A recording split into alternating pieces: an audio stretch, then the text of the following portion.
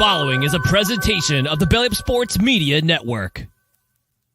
14:20 in the morning, 14 minutes and 20 seconds where the sports talk to get you through your daily commute. Hot takes, recaps, best bets, and a little humor to get your day going in the right direction. Sit back, grab your coffee, and let's get into it. 14:20 in the morning. Today's show is brought to you by Barn Burner Hockey and barnburnerhockey.ca. Use promo code 1420BARN at barnburnerhockey.ca. We are joined today. He was on the screen a little. You still there, James? Yep, still here. Okay, just can't see it for some reason, but that's no big deal. Today's show is brought to you by Barn Burner Hockey and barnburnerhockey.ca. Use promo code 1420BARN at Barn Burner Hockey for 10% off their all-natural hockey products and apparel. Today we are joined by James Tubb of the Medicine Hat News, the sports reporter for the Medicine Hat News, to talk Tigers hockey and the WHL playoffs that begin tonight. James, what was the vibe like on last Saturday night at Co-op Place and around the city of Medicine Hat? Knowing the Tigers had to win that game, were the butt cheeks of the Tigers and the 4,500 plus in attendance, were they clenched a little bit tight going into that game? You know, I can't answer the Tigers part. I left them alone. I was like, they don't need to talk to me before this game. Nobody needs to hear from me. But I did walk the concourse a little bit before the game. I've started to do that here the last little bit just to see kind of what the vibe is. And there was a lot of like, well, and it was just kind of like, well, if we knew this at the beginning of the season, we'd be here, we would have took this. So it was a lot of positive vibes, which is good. But there was a lot of different people were definitely like, everyone knew what the situation was, which is good. You want that from your fans, right? You don't want them showing up and just going, oh, like this is what could happen. No, everybody knew what was going on, and it was a 4,506. So it was well attended. No, that's a good thing for a franchise that had some struggles. They had a 48-point improvement over the season. They backed into the playoffs a little bit. They had to, last time we spoke, they had to get I think it was 4 or 6 points, whatever it was, to make sure they got in. And they made it close. They got the wins against Edmonton, and they got that last win against the Swift Current Broncos. What was the game like the night before in Swift Current? I couldn't make the trip, but just watching it online. Yeah, it was Swift played really good. So did the Tigers. It was just really that Swift defended their home ice, kind of like what you expect in the playoffs, right? You're going to win your home ice games, and that's what Swift Current did that night. And then it came back to Medicine Hat, and they handled business there too. The Tigers made the playoffs.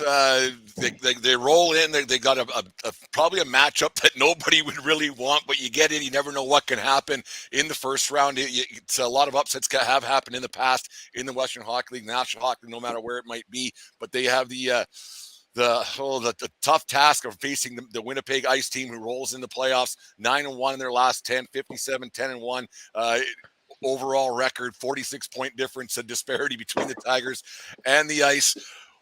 That's a tough thing to handle. And between the ears a little bit, the Tigers, are they a little overmatched in this playoff series?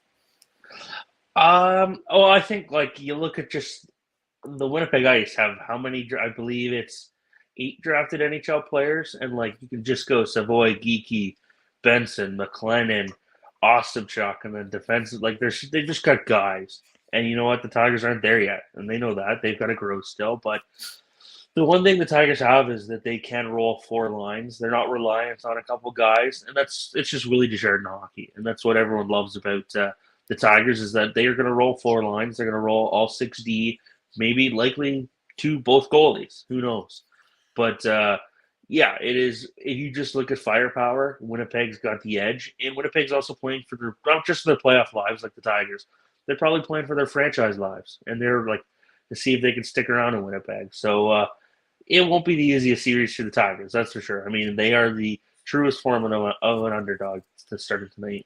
Yeah, you mentioned the first rounders they got. You talked about Geeky, you talked about Savoy, and you had about Zach Benson, who probably was a little bit overshadowed this year by some kid down the road in Regina, because Benson's going to be a first rounder for sure this year, 98-point kind of guy. What kind of player is he in comparison to a guy like Connor Bedard? Ooh, that's kind of, I don't know if that's even fair to, yeah. It's kind of hard to compare people to Connor Bedard, but Zach Benson's he could be like, everything I've seen him projected as is a bit of a Brad Marchand, maybe a little bit. Oh, Not the God. Ratner part. Oh, Not the okay. rat part. Yeah, I don't think, but just like There's only one of those, thank God, in yeah, generation. no. Yeah. Just a guy that can he can play the two-way game, but his scoring touch is unreal and he's creative. And yeah, I got a buddy that's a Habs fan and he's looking at the draft and he's like, well, might not get Bedard. And it's like, oh, you might get Zach Benson. Boo hoo! Like he's still going to be a really good player, and he is a really good player here. I know he's had a couple injuries this season, hasn't kept him out long, but no, if there wasn't a Connor Bedard, this would be Zach Benson's year. Yeah, It's as simple as that. it is too. It's not too bad, but it is too bad for a guy like Benson. I mean, he'll be fine in the pocketbook when it's all said and done, and everything else. But it's too bad for his portfolio. I guess that he just got overshadowed this year by a guy like Connor Bedard, who finished with 147 points or whatever it was, and then a measly 98 points doesn't even make the front page of the papers around here. Like it's just the way things are, right? You got a team there in Medicine Hat who's rolling in huge underdogs, like we said. What's Coach Willie Desjardins? He's a wily old vet of the Western League. He's been around a long time. He's had some success, winning a couple titles there in Medicine Hat. What's he got up his sleeve a little bit, and what's his thoughts? You wrote something in the Medicine Hat News this morning or last night. It was in today's paper. What's he got up his sleeve for the upcoming playoff round coming up? Yeah, I mean, I don't know if I would ever go up to Willie and say you've been in the league around a long time. Implying he's old, Brad, but I'll leave that for you. No, it's for Willie. Just talking to Willie this week, it is a lot of they know they're in a tough spot in this series. I mean, they're not going to be ignorant about it. They know who Winnipeg is. But yeah, it is. His message has been pretty simple. It's they need every single player to be good. It's not the top line that can carry them or anything like that. Not yet. And that's no slight at the guys. They're just not old enough yet. And that's just how it is. And it is, they need literally all 18 guys that are in the lineup every night to be good. And we've seen that in stretches here this season. And they just need to put it together here for 7 games against Winnipeg. Yeah, you talk about how young the Tigers are in comparison and how Winnipeg they're going for it. In the Western League, I don't know if this is the key to success of long-term franchise sustainability, because you look at what Edmonton's got this year. I mean, they got unlimited amount of money, so it doesn't matter a whole bunch. And they went for it, and they ended up with a 11 or 12 win season, whatever they end up having this year. And Winnipeg's in a situation where they're going for it too. And like you said, their franchise might depend on what happens because of their arena situation. They're playing out of the Wayne Fleming Arena that seats 1,700 maybe. Like what's 15. 1,800, like, so there you go. It's a situation where Winnipeg, it's do or die for them more so than it is the Tigers. Yeah, I mean, they know this is their year. They've been all in. I forget how many draft picks they've traded, but in the next 6 years, I think they only have 3 before the 6th round. Or the next 4 years, sorry. They only have 3 before the 6th round, which is like they went all in. This is their year. We can respect that. But yeah, no, like if between them and Seattle, because Kamloops already gets into the Mem Cup, there's one team that went all in this season that's going to be really disappointed. I don't know if it's going to be Winnipeg or Seattle. That'll be an interesting series if it gets to that. But yeah, Winnipeg, they're fighting 2 battles essentially this playoffs year. Yeah, you look at that those kind of deals. I mean, they're trading kids who are in the 6th grade right now. You know, it's crazy how that all rolls about and how the Western Hockey League rolls. You talk about also about the youth of the Tigers. Gavin McKenna hasn't he's the next phenom to come into the Western Hockey League. He's a Medicine Hat Tiger, 15 points or 18 points, whatever he got in the 15 games he played. What's the vibe like with him, and is he going to see some playoff action? Oh yeah, the second he got it finished his U18 season last week or 2 weekends ago now. He was in the lineup. He was in his first game was last Sunday in Calgary, and then he's going to be a full-time Tiger from now on, Brent. Unless he's going to play for Canada, he's in the Tigers lineup from now on. It's pretty. You can pencil him in, but yeah, I mean he's had 18 points in 16 WHL games. The last 6 he played, he has 12 points combined. Like That's crazy. He for a 15-year-old, yeah, and that's been the biggest thing is that he's not just in there to learn the game. He's been contributing to Tigers wins. And he's played a big role, and that's kind of crazy to see from a true 15-year-old. Like it's kind of bananas, but yeah, he hasn't shied away from any pressure yet. What's his pulse like? What's he like as a kid? He's got to be to have that kind of talent at a young age, and everybody tells you how great you are. Because that's how these sports the sports world is now. You're told you're great at a young age, and you just roll with it. What's he like as a kid, or you can't call him a kid anymore the way these guys mature. But he is still a kid. What's he like as a human being off the ice? It might sound cliche, but he's one of the nicest kids ever, and like you wouldn't know that that's the kid that it might rival Connor Bedard for attention in the WHL someday. Like he handles it very well. I think he's starting. This is the most attention he's ever gotten. Obviously, breaking records at the Canada Winter Games. He had an unreal tournament at the Circle K Classic in December, and now you're starting to see it. Whether it's on Instagram, TikTok, and social media, people starting to know Gavin McKenna, and they really are starting to attach themselves. And whether or not they understand he never had exceptional status or applied for it, that's fine. That's just a part of it. But no, Gavin has he's handled it very well so far, and I'm not going to be surprised that how well he handles it for the rest of his WHL career. Which is, I mean, that's 3 years from now. He still has here in this league, so there's going to be a lot of Gavin McKenna fun to come. There will be. You go to the other end of the spectrum with the Tigers. They got the 20-year-olds who could be ending their WHL careers either in a week or a month, depending on the team success. It's got to be a little bit tough knowing that it's coming to an end for Brennan Lee, Dylan Mellon, and Curtis Smythe. What's their advice been to the younger guys, and what have they been saying around the room going into the playoffs coming up now? Yeah, and I got a good story on that on our website, so you should check that out. But the easiest one, like between them, they have 13 games of playoff experience. Brendan Lee, this will be his first playoffs. So for him, he's excited, but he's just taking it game by game. Dallin Moline, it was just kind of the same thing. It's just kind of breathe and just take it in, but enjoy it and just play your game. And I know Curtis Smythe, he was just his advice was to just be you. You're here for a reason. You're in the Western Hockey League. You didn't just you were in this spot and you were in this spot in the playoffs. So go out and enjoy it. And all three of them none of them would take. I asked them about the Last Dance mentality because I love that series. None of them really took that. And I get that, but no, they understand where they are and how few games they could have ahead of them or how many games they can have ahead of them. And the one thing, Brent, that really surprised me, not surprised me, but I was really happy to see was how much the rest of the team understands that. And they've talked about it, whether asked or not, saying that we want to win in the playoffs for sure, but we also want to give them as many games as we can because they want to extend their careers because of how much Dallin, Curtis, and Brendan have done for this team this year in growth. So it is there's a pretty good team buy-in here in Medicine Hat. That's a good thing. So you never know what can happen in the first round, especially with there's the pressure is all on Winnipeg. There's no getting around that, and everything that the Tigers do, it's the old house money thing, right? Like it doesn't much matter what the Tigers do. Because nobody's expecting them to even get to the fourth game, let alone win the series, right? It's good. Everybody's expecting a pretty quick 4-game series, and the Tigers played Winnipeg pretty tough this year. Went 3-1 against them. Handed Winnipeg one of their 10 losses. There's got to be a little bit of confidence going in for the Tigers knowing, hey, we can play with these guys.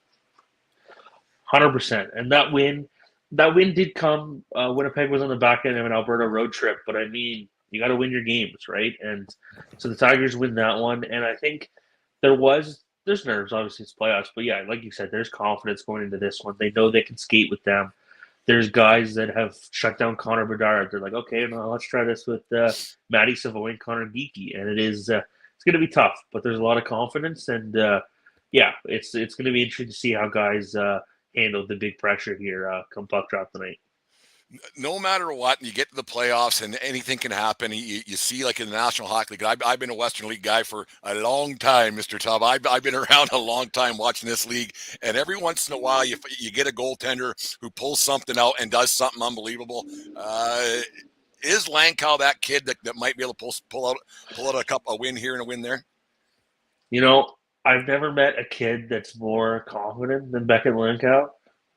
If people didn't know him, they'd maybe say he's cocky. He's not cocky. He understands what it takes to be good, and he wants to do that every day. I could see where maybe he turns it on here. He's had a lot of work this season, so he's been pretty busy. This week stretch here off, I bet has helped him a lot. But yeah, no, I wouldn't be surprised to see Beckett turn it on here. But at the end of the day, like I got to be honest, Brent. At the end of the day, it is the Winnipeg Ice. Like this is going to be a tough series for the goaltending, and I wouldn't be surprised if we see Evan May in net as well, just at some point. And he was in net for the Tigers' win against Winnipeg, so we'll have to see. But I think Beckett will give them a nice start here, and I mean, you get a change of approach maybe with Evan coming in at some point. We'll have to see, but no, Beckett will get them started off on the right foot. It's going to be a tough, like you said, Winnipeg. I mean, you don't win 57 games in this league because you're not any good. Like it's just this league it's a tough league to win in, and to go all in like Winnipeg is. It what is their mentality got to be like, you think? Because like at the end of the day, they are a bunch of kids, but do they know that there's this pressure on them, you think? From everything I've read from Winnipeg, I didn't get a chance to talk to them here before the series. They know obviously what's ahead of them, and they know that they went in all this year, or they went all in this year. Yeah. I forget when they clinched. I think it was in January, and I know head coach James Patrick was talking about they didn't let guys just get ready for point night, whatever.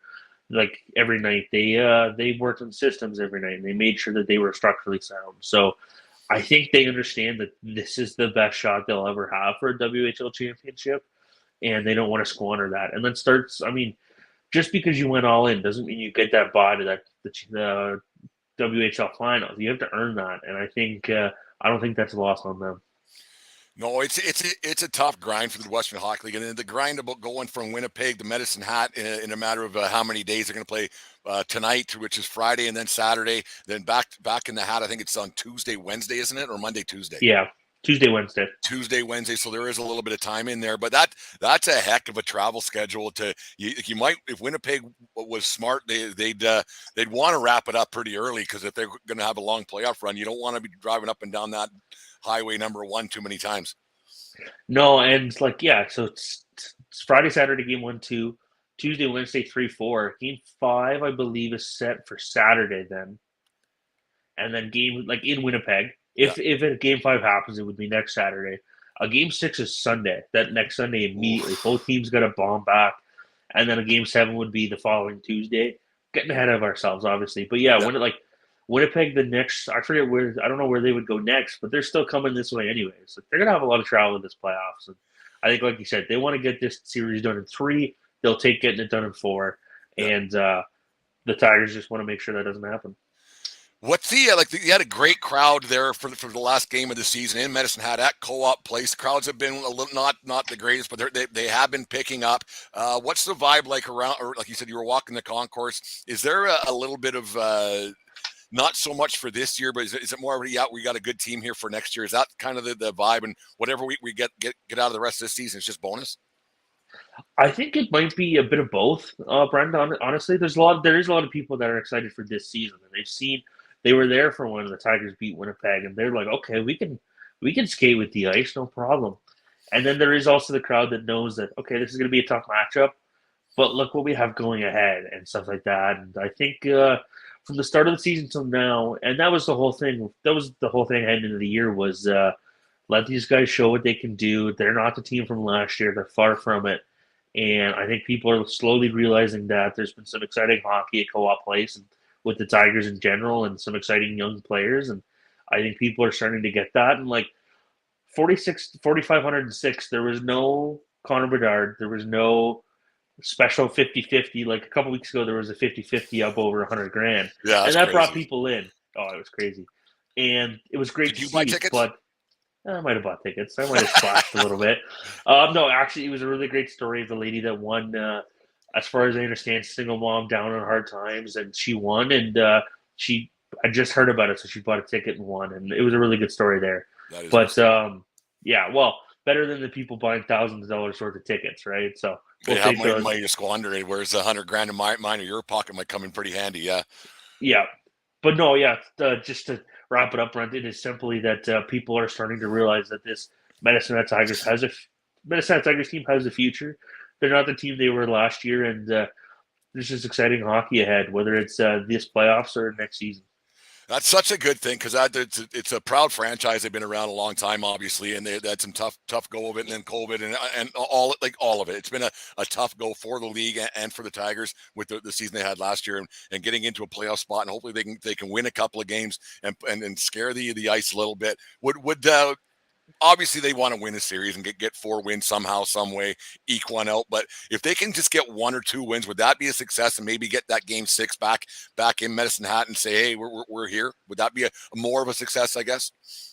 I think it would be a success for everybody but Willie Desjardins and the players. Yeah. Honestly, like it's win or nothing for them, and that's the mindset you want to have, right? You don't want to go into a series just thinking, well, we're here, like that's good for us. But yeah, you might as well not even go then, really. Yeah, like they want to win, and I'm sure months down the road they'll look at, like, if they make it to that game 6, like you said, play here, lose in the last couple seconds. You know what? It's going to suck for the first little bit, but I think eventually the lessons are there, and the positive lessons, and I think they would really enjoy that and reap benefits from that. But no, and I tried asking about that. No, it's win or nothing, and that's the point of being in the playoffs.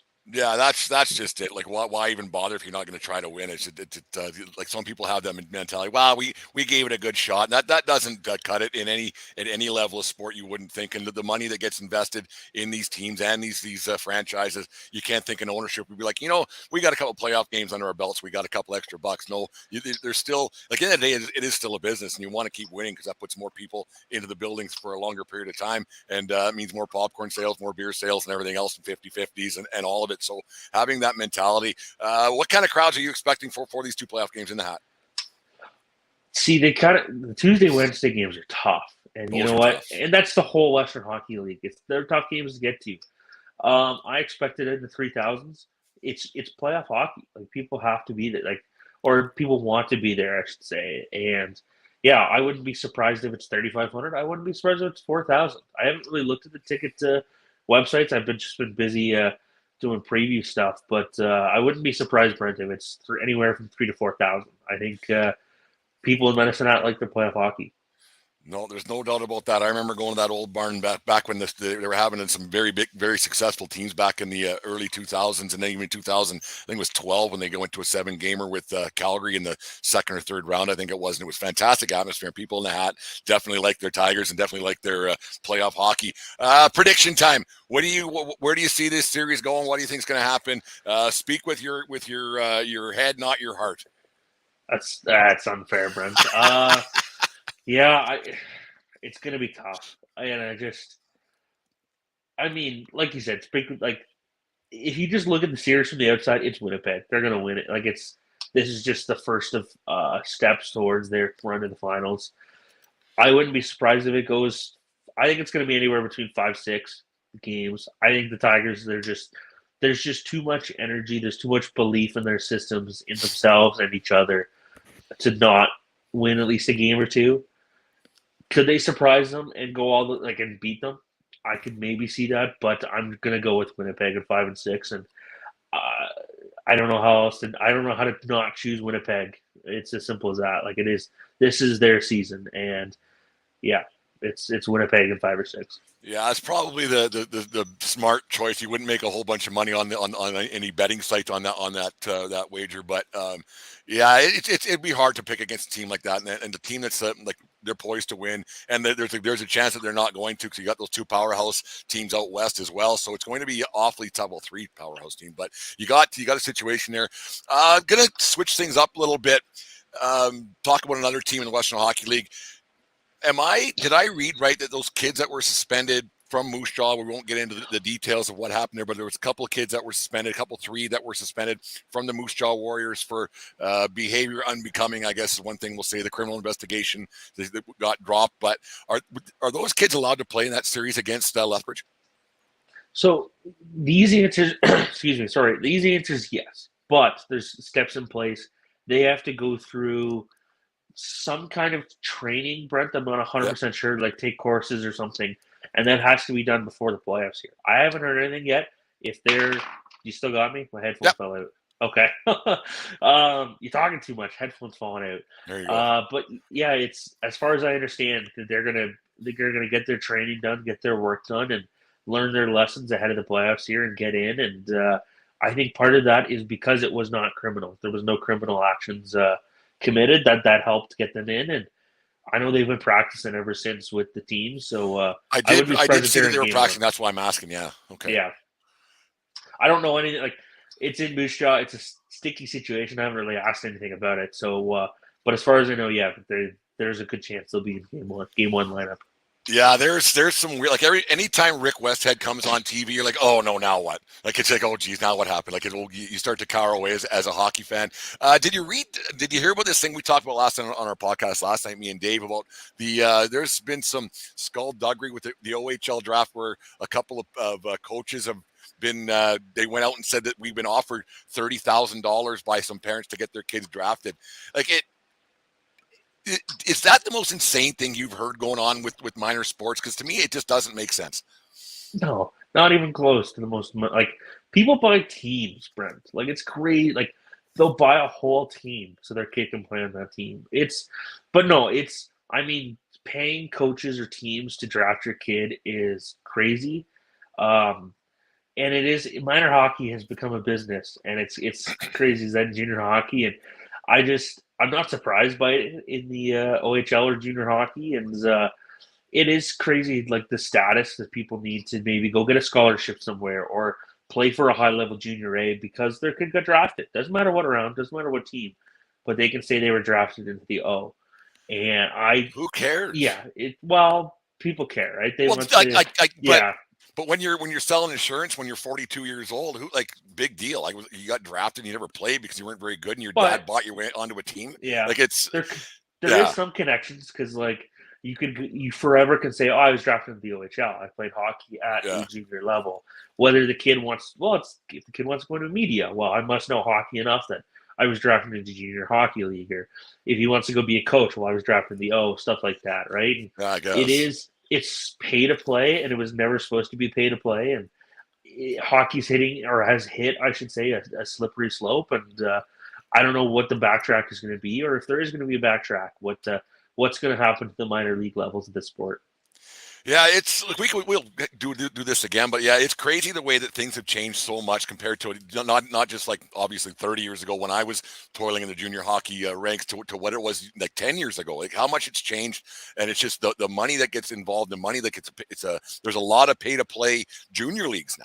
And it's actually so bizarre that has gone on. But we'll get into that one another day. Maybe we could do an article on that. We'll have a discussion and get some other hockey people and have a little bit of a roundtable, because it's mesmerizing to me the way it's turned about. But we'll get back in the Western Hockey League. Who do you got winning coming out of the East, and who you got coming out of the West? We talked about it a while ago. Has anything changed? I can't remember what we decided back then. I'm just going to scrap what we said before. It's on record. Yeah. I think I picked It's Seattle coming out of the West, hands down. They're like, the addition of Dylan Gunther. How was anyone supposed to predict that? Yeah. And just that loaded team that they are. They from everything I've gathered, they believe in themselves too. They're that type of team, and I think they're coming out of the West. And then out of the East here, I think it's got to be Winnipeg. I could see maybe Saskatoon sneak in there, or Red Deer, but it is I mean, if you, like you said, you won't win much money betting on it, but I would bet on a Seattle-Winnipeg league final. No, James, thanks for coming on the show. Tell us about where we can find all your stuff and what you got going on in the foreseeable future. And I'll see you at the ballpark in about a month and a half, actually. Yeah, baseball season's not far away. Stuff can be found on my Twitter at Reporter Tub with 2 B's, medicine@news.com. We just had our playoff preview come out today. It's 7 stories leading into the Tigers playoffs with 3,600 words, and it looks pretty cool. You should definitely pick up a paper and check that out and get to know your Tigers if you already don't. Yeah, spend some money on newspapers. The newspaper world needs it. There's no getting around that. Yeah, buy 5, actually. Buy 5, yeah. We actually subscribe to the Lethbridge Herald here. And I read it every day, like, faithfully. It's a old man in me thing, I guess. It's one of those things that doesn't go away. I can't read things on my phone. Like it doesn't give me the same vibe or an iPad. I got to have a book or a paper. It's just one of those things. I don't know. It's just old, I guess. One of those, whatever. It doesn't much matter. No comment on that.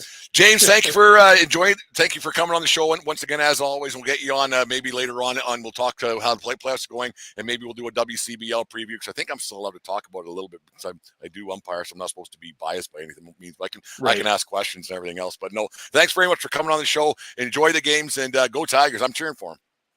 Thanks, Brent. Good to hear. You just listened to the 1420 Sports Bar Podcast. For Beer with the Sports Talk and a whole lot more. We are part of the Belly Up Media Network. Let's get into it. The Flailing Tender Hockey Podcast is happy to have partnered up with Barn Burner Hockey. Barn Burner Hockey is a hockey lifestyle brand that is motivated by making all-natural, chemical-free hockey products for players of all ages and skill levels. Get yourself the Filthy Mitts deodorizing equipment spray, the Dirty Dangles 2-in-1 shampoo and body wash.